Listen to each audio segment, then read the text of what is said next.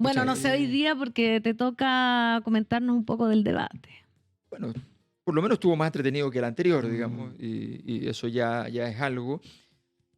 Mira, no, hay varias formas de plantearlo, no sé, yo creo que, primero, claro, es el desempeño de un debate radial es distinto el análisis también a uno televisivo, aun cuando esto también se televisa de alguna manera, pero es una lógica distinta. De hecho, la puesta en escena no es precisamente muy televisiva. Entonces, yo diría que es un debate donde lo que pasó interesante para mí fue que Cast volvió a ser el Cast de Julio, como que volvió a tratar de evitar los remilgos con los que andaba últimamente, que andaba buscando más votos de centro y qué sé yo, y se volvió al origen, que había sido su estrategia que había funcionado, que es el gobierno de emergencia, digamos, como titular.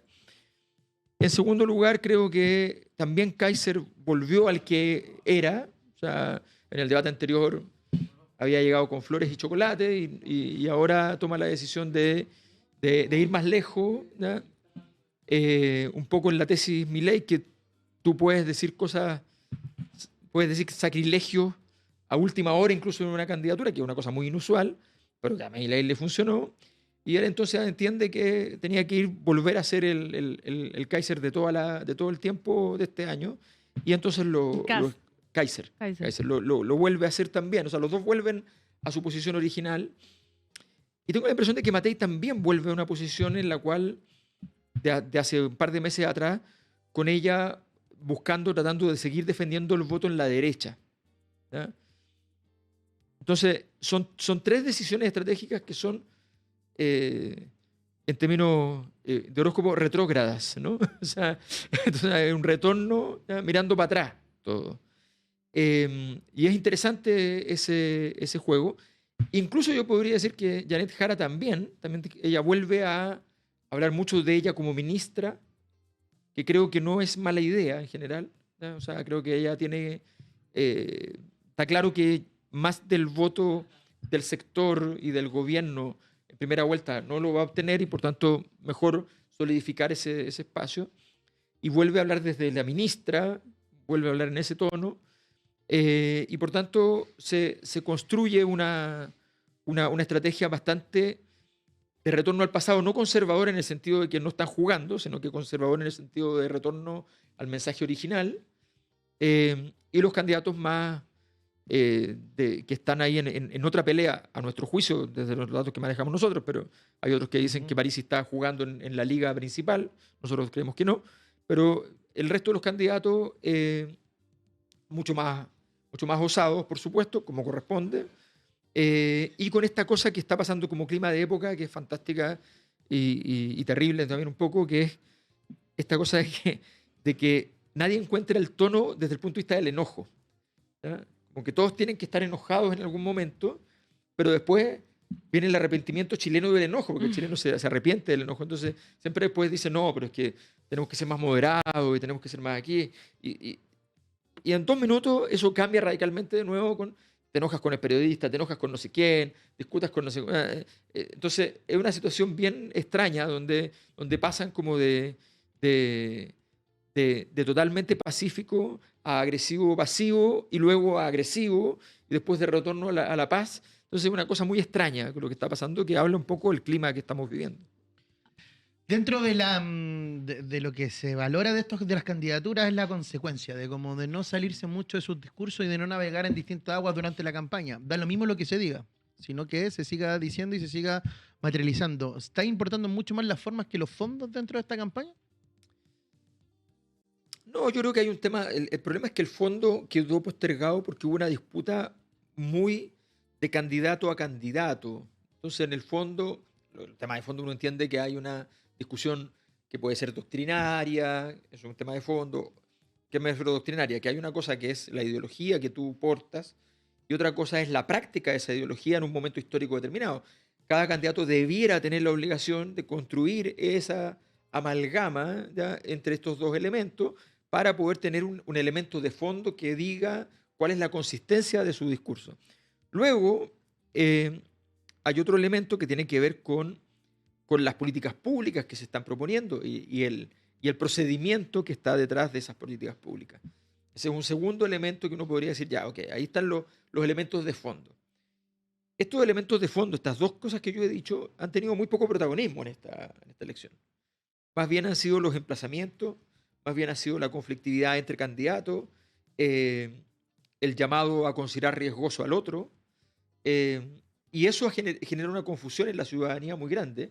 Por tanto, tú dices, sí, porque efectivamente en política paga muy bien la línea recta, pero si la gente, tal vez, tú puedes hacer una línea recta de consistencia y tal vez la gente no la ve, porque sencillamente todo lo demás se está moviendo, y por tanto tú no describes realmente una línea recta, tú crees que tienes en el mapa trazada una línea recta hacia dónde vas, y la gente lo que está interpretando es otra cosa, porque hay cambios de clima, porque literalmente hace 3 meses el tema de seguridad era todo.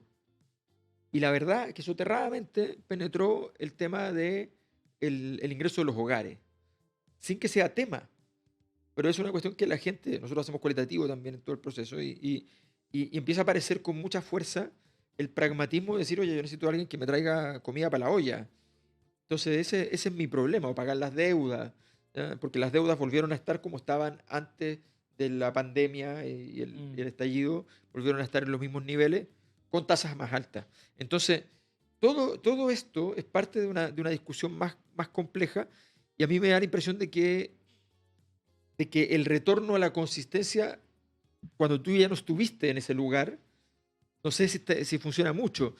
Más bien yo creo que estamos en un escenario de mucha confusión, lo que genera que hasta última hora sea difícil saber cuánto se puede seguir moviendo esto. Yo creo que nos podemos tomar con varias sorpresas de última hora. ¿Todavía? Sí, sí. Quedan 2 semanas. Pero después, por ejemplo, del debate del lunes, ¿se puede seguir moviendo todavía? No, queda muy poco, porque yo creo que el debate va a ser bien importante, porque 7 días es una cantidad suficiente, no es lo ideal. Los debates, el tiempo de ese debate debió haber sido, ponte tú, el jueves de esta semana, ¿ya? Y ahí dejar que eso converse en la sociedad. El lunes no es suficiente, porque sin un fin de semana normal, digamos, sin elecciones, donde la gente pueda discutir todavía sin fiebre, ¿ya? Es difícil. Pero sí se puede mover, no tanto por lo que pase, sino porque a los electores les está pasando cosas hasta último minuto, porque finalmente no tienen un candidato súper sólido que les guste. Mucha gente viene de otras candidaturas que originalmente, que se cambiaron. O sea, en el caso de la gente que está votando por en la derecha, por ejemplo, estaba Matei fuerte. Primero estaba Kast fuerte el 2022, cuando antes de lo que es la votación, el plebiscito donde van en contra de la propuesta constitucional de Kast. Antes de eso él estaba de dueño del sistema y era el candidato de derecha más fuerte. Después aparece Matei, con el fracaso de Kast, aparece Matei con mucha fuerza, que parecía imposible de mover. Empieza la competencia, Kaiser es quien se le acerca, prácticamente la empata, está a punto de pasarla, y viene Kast, empieza a subir y hace bajar tanto a Matei como a Kast. O sea, como a Kaiser, perdón. Y bajan los dos y sube Kast. Y de repente ahora empieza a bajar Kast de nuevo y empieza a subir Kaiser. Entonces tú dices, bueno, y esto con curvas completamente claras, delineadas, que no te aparecen como grandes terremotos, sino que son sinuosas, pero constantes. Entonces, ese movimiento no es normal. Y por tanto, dado lo que está pasando, y ya pasó en la primaria, o sea, un mes antes, Janet Jara tenía 20 puntos. Un mes después tenía 53 puntos. Y 2 semanas después tenía 60 puntos. Entonces, efectivamente, el movimiento de última hora está siendo muy importante, porque es un mundo, yo digo, sin mapa, ¿no?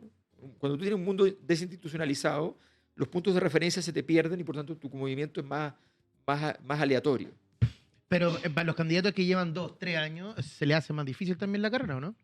Yo creo que evidentemente no tiene la frescura Kast que tuvo sobre todo en su segunda aventura presidencial. Claro. Que en el 2017 obtiene, creo, un 7-8%, y se pega un salto al 27% en primera vuelta en el 2021, y yo creo que ahí fue su gran momento, digamos, junto con después el arrastre que tuvo el Partido Republicano en la elección de consejeros constitucionales del 2023, ¿ya?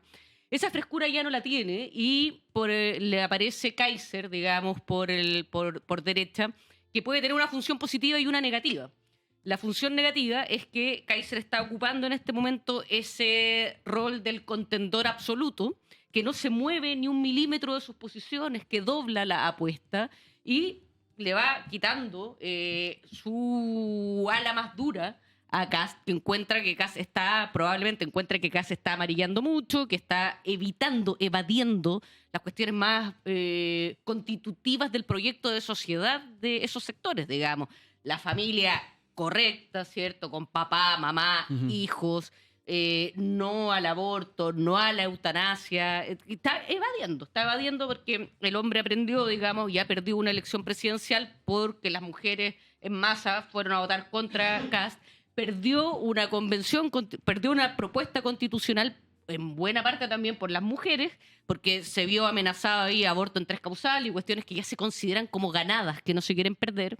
Entonces el hombre aprendió y está evadiendo esas cuestiones, pero eso le hace como que una parte de su gente encuentre que está flaqueando, y también porque Kast sabe que puede ser presidente.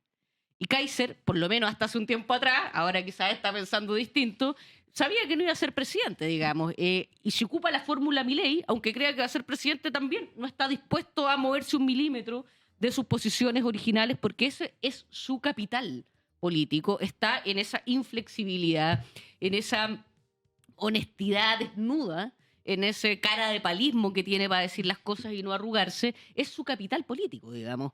Ahora, evidentemente, otra cosa es en el poder que haría, pero el hombre estaba jugando, digamos, a ser el contendor absoluto. Kast está jugando a ser el presidente de Chile, sabe que va a tener que gobernar con Matei si es que gana la elección, entonces ha sido menos agresivo contra Matei en el último tiempo. Su estrategia es otra. ¿Ya? Tiene un costo, dijo que le van a apoyar. Tiene un costo, pero también sabe que en segunda vuelta muy probablemente una parte, la más importante de Kaiser, lo va a apoyar. Entonces ese es su partido. Es un partido distinto al que está jugando Kaiser. Kaiser solo está ganando ahora. Aunque no gane la elección presidencial, se está convirtiendo en un político cada vez con mayor arrastre. Mientras más puntaje saque, más importante va a ser, digamos, su bancada parlamentaria y él mismo como figura política. Entonces, para él esto es pura ganada. Para Kast, si pierde esta elección presidencial, ya no es pura ganada. Ya sería, digamos, tercera vez que perder con una candidata comunista. En el caso que eso ocurra, sé que los números no indican que eso vaya a pasar, pero si llega a ocurrir, derrota catastrófica para José Antonio Kast. Entonces son partidos distintos. ¿Para qué decir para candidata del progresismo? Digamos, es un partido, digamos, muy definitorio. Digamos, pasar, digamos, de un gobierno progresista con todas las críticas que mucha gente pueda tener, pero un gobierno progresista a Kast, por Dios, es una cuestión muy fuerte, ¿cierto? Entonces, también en el progresismo creo que hay una pelea que es del todo por el todo. No sé a qué nivel está esa conciencia, pero si lo vemos así, la verdad que es, digamos, una batalla, como una batalla final, digamos, esa segunda vuelta. Yo le quiero preguntar al panel, y bueno, a los turninos hemos estado analizando, después vamos a hablar, Alberto, contigo de la encuesta, y este triple empate que se viene diciendo hace rato, que antes nadie lo pensaba. Yo siempre me voy hacia atrás cuando empezamos con el tema de la encuesta. Matei iba segunda, después vino esto de los bots, fue bajando, y resulta que ahora parece que Kaiser incluso le estaría ganando el espacio a Kast. Hemos tenido a distintas personalidades de la política, del arte acá, preguntando cuál sería la razón del avance de Kaiser. Yo les quiero preguntar a ustedes, ¿cuál creen que ha sido la razón para que Kaiser en estas últimas semanas, de cara ya a la recta final de las elecciones, vaya avanzando tan rápido? ¿Por qué se ha movido tanto la brújula para ese lado? Yo encuentro que es porque se perdió la lealtad del votante de derecha. Yo creo que ellos siempre son una persona muy fácil de desilusionarse con lo que su candidato debería decir. Porque como es una derecha un votante más individualista, piensa en sus necesidades, en sus problemas, en lo que ellos quieren, y al momento que se muestra incluso un poco de gobernabilidad, porque lo han asociado a traicionarse en sus principios. Cuando Matei se asoció, por así decirlo, con la reforma de pensiones, la cruz. la abandonaron. Fue como, no, ella se volvió casi que centro-izquierda, no podemos permitir que esto ocurra, vamos a abandonar este barco y nos vamos a Kast. Y cuando están en Kast, Kast empieza a quedarse callado, no empieza a defender los valores. Yo creo que le jugó muy en contra el dejar de lado la agenda valórica porque era al final lo que lo identificaba. Lo que lo hizo crecer tanto en primera vuelta era que aunó a mucha gente que tenía sus propias luchas. Y en segunda, cuando mete a Daza y pierdan los antivacunas, que nadie pensaría que era un votante que podía tener, pero era, no, aquí nos vamos para otro lado. Y toda esa gente se mueve a la derecha, se mueve a la derecha y se topa con Kaiser. Yo creo que no hay tanto un votante que es como, a mí me gusta Kaiser, no es. Lo que queda es Kaiser, porque dicen, si usted vota Kaiser, se queda con Kaiser. Si llegara alguien más a la derecha, desfondaría también a Kaiser y así siempre, al final se arma así el votante de ultraderecha, porque es como se dice, me voy más para acá, me voy más para acá, porque mientras más me voy a un nicho, más se preocupan de mí. Y eso es lo que al final está haciendo que a Kaiser esté creciendo tanto. Es como la nueva opción. E incluso también hay un votante, una amiga me contaba que estaba carreteando y que mucha gente votaba a Kaiser y decían, no, es que es para posicionarlo, para que no se olviden de que nosotros también existimos. Y eso le está jugando muy a favor. ¿Pero un tema de derecha, de que este país está más a la derecha o porque Kaiser le pega al arco en 2, 3 temas que a la gente le preocupa y que le habla directamente como de la guata? O sea, hay varios, a ver, hay fenómenos estructurales y hay capacidad de desempeño. Ya. En desempeño, seamos claros, Kaiser es un súper candidato, súper buen candidato. O sea, hay una dimensión que es como, ¿cuál es el producto que tú ofreces? ¿Ya? Y tienes un buen producto, ya está. Después, adentro de ese producto, después del paquete, después del empaquetado, pueden haber otras cosas, pero el paquete funciona bien y entonces tiene una fuerza. Ahora, aquí hay un fenómeno que es estructural, que pasa en todo el mundo y que en Chile está pasando. Todo lo que está pasando en el mundo está pasando en Chile intensificado con las capacidades que tiene Chile para poder resistir estas fiebres y estos choques. ¿Qué es lo que tenemos? No existe la derecha. Hoy día es verdad que existen 3 derechas distintas. Una derecha más de pasado, restauradora, una derecha más de futuro, más anárquica, ¿ya? Más conspirativa, que antes estaba apoyando a la derecha restauradora, pero que ahora tiene su candidato, ¿ya? Y la derecha institucional, tradicional de toda la vida, ¿ya? Que incorporaba a estos sectores como elementos satelitales de su proyecto político. Hay 3 derechas en el mundo, en ningún país salvo Chile están las 3 vigentes, siempre hay 2, ¿ya? O está la restauradora, o está la transformadora, y siempre está la histórica, digamos. Entonces, en la histórica más una de las 2, aquí ahí están las 3 con capacidad política de funcionar. Esas 3 derechas no van a poder llegar a acuerdo. ¿Ya? No van a poder llegar a acuerdo en su operación. Esa es la verdad. Por más que se quiera, por más que haya un gobierno que los una, el problema es que lo que pasó con la derecha es que entró el identitarismo que le entró a la izquierda antes. Lo que está pasando con Kaiser es que Kaiser es el equivalente a la lista del pueblo de la convención. Él es la lista del pueblo. En este caso, la lista de lo que ustedes quieran, porque tiene que tener otro nombre, pero es la lista del pueblo. Entonces, y eso empuja a los demás a tener que ir hacia la lista del pueblo y a tener que administrar esa relación. Si Kaiser gana, por ejemplo, ¿Kaiser le sirve ser ministro? Parece que no. Si tiene el financiamiento para vivir durante todo el rato y esperar, le conviene esperar. ¿Le conviene que su partido entre al gobierno? De Kast, no. Más bien que no. Le conviene Claro. a Kast, para que no le Le haga conviene a daño, Kast, pero no a Kaiser. Pero no le quilombo, conviene a digamos. Kaiser. Entonces, va a llegar el empresariado, les va a decir, oye, tienen que entrar. ¿Ya? Y Kaiser va a decir que sí o no. No le importa mucho ese tema. Entonces, se va a producir una situación compleja en cualquier caso. Todos están pensando en qué pasa con Matei y qué pasa con Kaiser, pero tiene una lista juntos. Ah, bueno, eso podría obligarlos un poco a no hacer un lío. Ya, pero eso obliga a Kast a apoyar a Kaiser en la siguiente elección presidencial y no tener un candidato propio de su sector. Otro lío. Entonces, esto no va a cuadrar. Esto no va a cuadrar por ningún lado. O sea, entonces, eso por un lado. Y tú lo que tienes en la izquierda es que la izquierda está en un escalón más adelante del proceso problemático. Esto es típico proceso de malestar social y todo lo que significa para el sistema político, qué sé yo. El siguiente proceso es cuando tú, elector, ¿ya? Dices, ya sabes que hay mucho lío, yo me refugio en simplemente apoyar a los que levantan la mano y dicen, yo soy de izquierda. ¿Ya? Me quedo ahí, me basta con eso. El presidente pactó con el SQM, no importa. El presidente cometió todas estas cosas que dijo que no iba a hacer, no me importa. ¿Ya? Porque te llegas a un punto en el cual tú dices, oye, cerremos la fila aquí, veamos desde aquí qué podemos hacer. ¿Ya? Porque estamos debilitándonos en este proceso y te vas todavía más al identitarismo, pero en vez de fragmentarte, te juntas. ¿Ya? Entonces, pero no te da para gobernar. Entonces, el rediseño de todo el sistema va a ser muy grande en el siguiente gobierno, sea quien sea que gobierne.